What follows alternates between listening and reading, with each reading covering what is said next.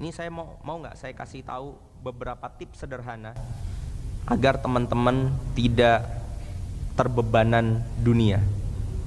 Yang pertama, jangan mikir harus punya. Tadi udah dibahas kan. Nah, jangan mikir harus punya itu kalau diterjemahkan dalam bahasa kita sehari-hari itu jadi begini. Ada orang lucu minta mobil, ya Allah kasih mobil, bentar lagi musim hujan, nanti kehujanan bla bla bla bla. Dia lupa dia setiap hari ganti-ganti mobil. Ya kan? Finding driver. Nanti ketemu R3. Besoknya lagi Mobilio. Saya kasih tahu ya, orang sekaya apapun itu nggak ada yang sehebat antum loh. Ganti-ganti mobil sehari 2 kali, sopirnya juga ganti, nggak pernah ngisi bensin, nggak pernah ke bengkel. Itu kan luar biasa. Tapi itu semua hilang dari pandangan kita karena kita mikirnya harus punya. Saya pernah ketabrak mobil di T gitu, tahu di T ya? Jadi mobil saya tuh ya begitulah pokoknya, jeder gitu. Orangnya turun marah-marah, saya bingung lah, saya yang ditabrak dia yang marah. Tapi saya lucunya menariknya ngelihat ada orang di dalam mobil dia malah cekikikan, ngobrol biasa aja gitu. Ternyata saya baru tahu dia sopir taksi online.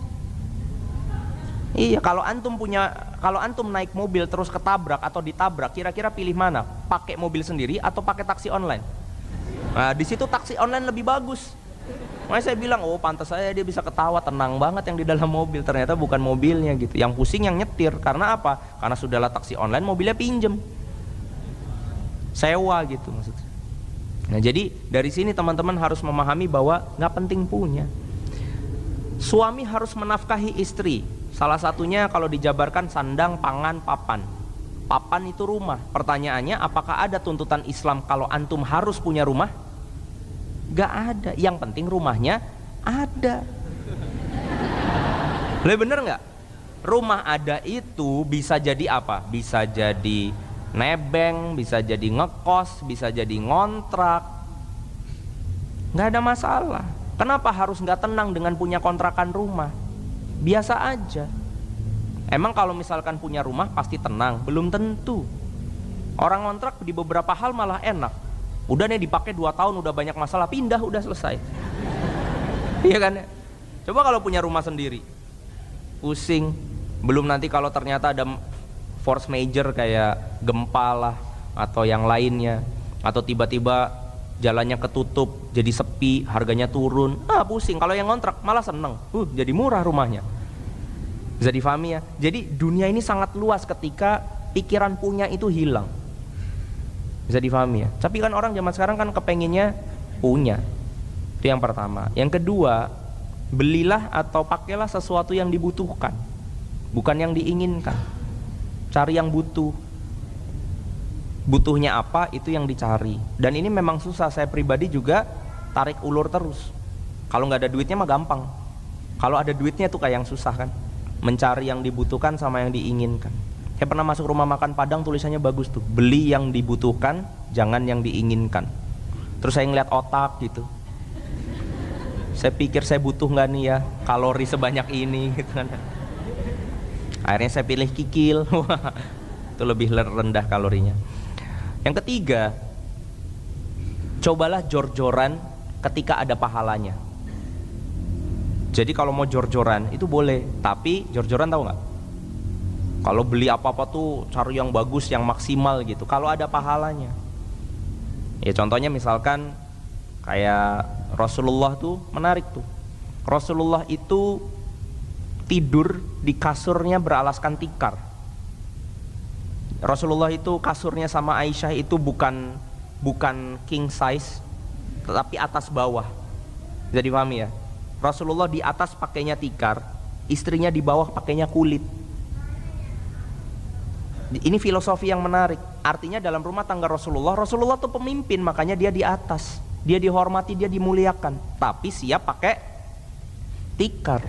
Istrinya di bawah karena dia itu memang mengikuti Rasulullah, dia yang dipimpin, tapi dikasihnya kulit.